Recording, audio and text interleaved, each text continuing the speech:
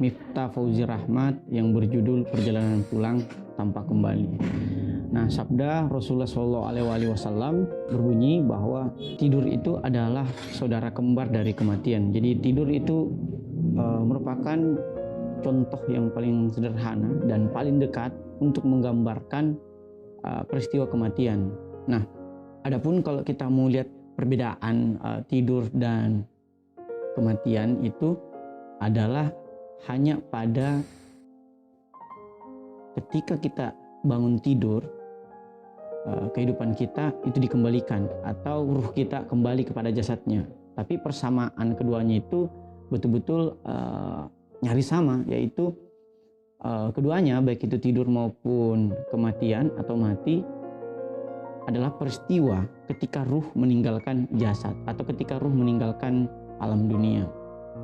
Nah, itulah mengapa ketika kita berdoa bangun tidur, kita mengungkapkan syukur telah dihidupkan kembali setelah kita dimatikan. Nah, baik tidur maupun mati, kedua-duanya juga memiliki persamaan lain, yaitu jika kita mati ada yang kemudian disebut sebagai husnul khotimah atau mati yang baik. Begitupun juga dengan tidur, ada tidur atau mimpi yang baik. Sementara di sisi seberangnya ada pula kematian yang buruk atau su'ul khotimah. Dan tentunya ada juga tidur atau mimpi yang buruk. Hanya saja tidak ada yang dinamakan ketika kita tidur kita harus mengalami sakit dulu. Justru dengan tidurlah raga kita diistirahatkan. Berbeda dengan tidur, kematian walaupun tidak substansial adanya, seseorang yang memasuki kematian harus merasakan sakit terlebih dahulu. Walaupun ini tidak substansial adanya, maksud saya bahwa sakit itu hanyalah satu aksidentasi khusus belaka, bukan sesuatu yang substansial dan membuat seseorang yang mati harus memikirkan bahwa waduh gimana nih kalau saya mati, ini kan sakit sekali. Nah, bagi kekasih-kekasih Allah atau para aulia, para nabi, para imam justru menyambut kematian itu sendiri. Bahkan menganggap kematian adalah suatu peristiwa yang sangat luar biasa dan sangat-sangat ia nantikan. Nah, kita tahu bahwa banyak jalan menuju mati. Nah, ada yang mati ketika ia sholat, ada yang mati ketika dia bermaksiat. Ada yang mati ketika ia perang, ada yang mati karena bunuh diri. Ada yang mati karena dia mengkonsumsi narkoba atau minuman terlarang. Ada yang mati ketika ia hanya duduk-duduk di rumah untuk menunggu hari tuanya. Ada yang mati di benteng yang sangat-sangat kokoh seperti yang digambarkan oleh Al-Quran. Ada juga yang mati di alam bebas atau di jalanan. Ada yang mati karena kelaparan, ada yang mati karena kegemukan. Tapi apapun itu, kematian adalah sesuatu yang niscaya. Jika kita merujuk kepada definisinya bahwa kematian adalah perpindahan ruh ke alam barzakh dari alam dunia tentunya. Nah, misalnya dalam buku Misteri Nyawa di situ dijelaskan juga, atau mungkin buku Sehat Tanpa Dokter di situ dijelaskan pula bahwa kematian adalah berhentinya atau gagalnya jantung memompa darah ke seluruh tubuh. Itu peristilahan yang sifatnya biologis. Nah, tetapi poin yang bisa kita tarik dari definisi-definisi kematian adalah kita tidak di dunia seperti yang kita huni sekarang ini. Nah, untuk sampai kepada kematian, kita terkadang mendapati tanda-tanda.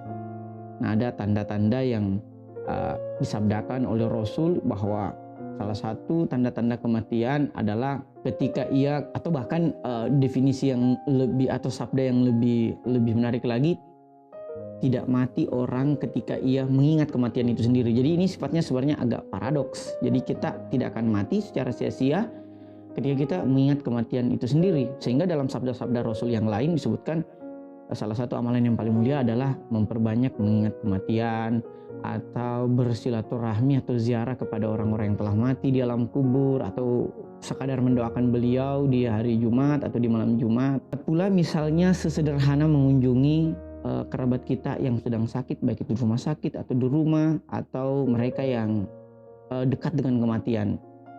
Singkatnya, mengingat kematian itu adalah sebuah pertanda bahwa kita akan menuju ke alam barzakh juga. Nah, bahkan kematian yang baik adalah kematian yang dipersiapkan. Bagaimana cara mempersiapkan kematian yang baik? Tentunya dengan kehidupan yang baik. Itu dapat kita lihat dari tanda-tanda ia menjalani kehidupannya atau habitnya. Apakah dia tidak merokok atau tidak mengkonsumsi obat-obatan terlarang, minum-minuman keras, makanan junk food. Walaupun ini sesuatu yang sifatnya tidak mutlak, bahwa apakah kalau kita menjaga hidup sehat, umur kita sudah pasti panjang, umur kehidupan kita sudah pasti sampai ke usia 60-an, 70-an, kan belum tentu juga.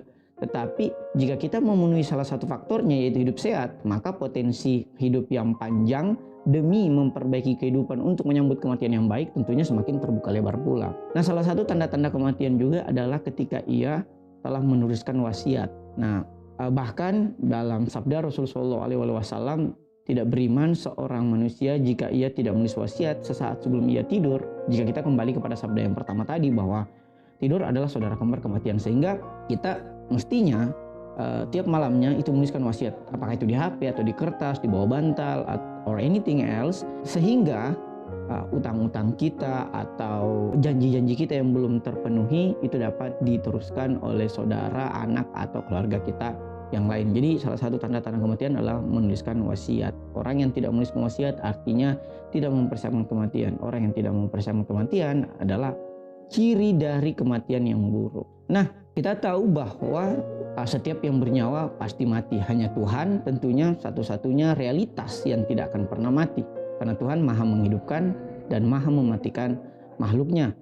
Nah, tetapi kita dapat memilih bahwa apakah kita mau memilih jalan kematian yang baik atau husnul khotimah, atau jalan kematian yang buruk atau su'ul khotimah. Tidak memilih keduanya merupakan bagian dari pilihan su'ul khotimah atau pilihan mati yang buruk. Ketika kita tidak memilih mati yang baik atau mati yang buruk, maka itu termasuk bagian dari pilihan mempersiapkan kematian yang buruk. Nah, karena hidup ini adalah sebab bagi akibat di kehidupan selanjutnya, yaitu alam barzakh. Sehingga memperbaiki kehidupan ini atau memperbaiki alam dunia kita, amalan-amalan kita di dunia tentunya akan memperbaiki pula apa yang menjadi bekal kita di alam selanjutnya, baik itu alam barzakh, alam akhirat, dan di antara kedua alam tersebut. Karena seperti dari Atsar Sayyidina Ali, sesungguhnya dalam kehidupan manusia itu terdapat 50 alam.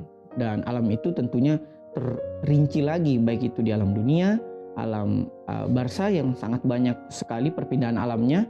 Di dalam buku ini, yaitu Perjalanan Pulang Tanpa Kembali, ada beberapa alam, bahkan ada alam di mana kita harus singgah di alam yang merupakan manifestasi dari nafsu kita. Misalnya ketika kita seringkali mengikuti hawa nafsu kita, serakah, mementingkan dunia, atau bahkan alam yang paling buruk yang kita akan lewati adalah alam dari nafsu homoseksual.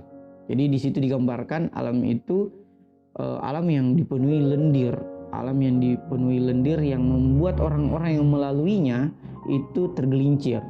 Dan mau tidak mau kita akan melewati alam tersebut, kecuali kita mempunyai pahala atau kecintaan kepada ahlul bait, sehingga kita memiliki tunggangan untuk mempercepat perjalanan kita baik di alam barzakh apalagi di alam akhirat nanti. Nah, ada 4 sebab mengapa kematian itu harus eksis. Kita berbicara tentang eskatologi kematian. Misalnya ini yang dibahas pula oleh Murtada Mutahari dalam buku Keadilan Ilahi, karena kematian adalah manifestasi dari keadilan ilahi. Yang pertama, kita harus mati karena kita adalah makhluk. Seperti kita ketahui bahwa setiap makhluk atau setiap yang bernyawa pasti mati, sehingga jika kita makhluk, kita pasti mati, mau tidak mau kita pasti akan mati. Yang kedua, kematian adalah proses penyempurnaan. Jika kita tidak mati, kita akan terus-terusan di alam dunia, sehingga kita akan berjalan di tempat. Mestinya jika kita bicara gradasi, kita harus menuju ke alam yang selanjutnya, yaitu alam barzakh hingga alam akhirat, hingga kembali kepada Allah atau inna ilaihi rajiun. Yang ketiga, kenapa kita harus mati? Karena kita ini hidup di dunia, sehingga hidup di dunia ini pastilah harus memiliki batasan. Dan dunia sebagai sebab ini akan menciptakan akibat di alam barzakh nanti. Sehingga teman-teman bisa memiliki dua pilihan, yaitu mau hidup yang baik atau hidup yang buruk, itu bergantung kepada teman-teman, tapi terimalah konsekuensi kehidupan selanjutnya. Dan yang keempat, mengapa kita harus mati? Karena organ-organ vital kita ini memiliki juga batasan.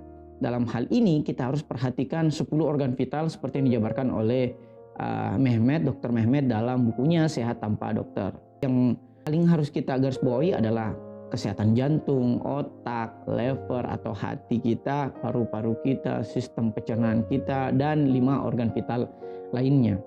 Nah, adapun miskonsepsi tentang kematian yang perlu kita luruskan adalah tidak semua yang mati di medan perang itu mati syahid. Sehingga penting bagi kita untuk memahami bahwa tidak semua yang dalam tanda kutip mengatasnamakan jihad adalah mereka yang murni benar-benar jihad atau golongan para syuhada.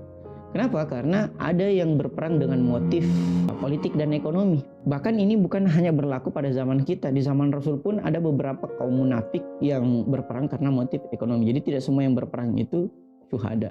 Bahkan dalam Al-Quran disebutkan bahwa jika kalian berperang, sisakanlah beberapa orang untuk menuntut ilmu agama. Sehingga ada yang meneruskan pelajaran berharga ini, yaitu ilmu agama. Bahkan banyak sahabat-sahabat yang tidak dapat berperang karena satu dan lain hal itu dapat dikompensasi oleh Al-Quran atau Allah Subhanahu wa Ta'ala tentunya. Miskonsepsi yang pertama. Miskonsepsi yang kedua terhadap kematian adalah tidak semua yang diracun juga itu adalah mati syahid. Bisa saja kita diracun karena yang racun kita adalah lawan politik kita yang sama bernafsunya dengan kita dalam memburu dunia. Yang ketiga juga termasuk miskonsepsi terhadap kematian adalah bahwa ketika kita mati kita akan hidup kembali di dunia dalam bentuk reinkarnasi. Reinkarnasi bukanlah perjalanan.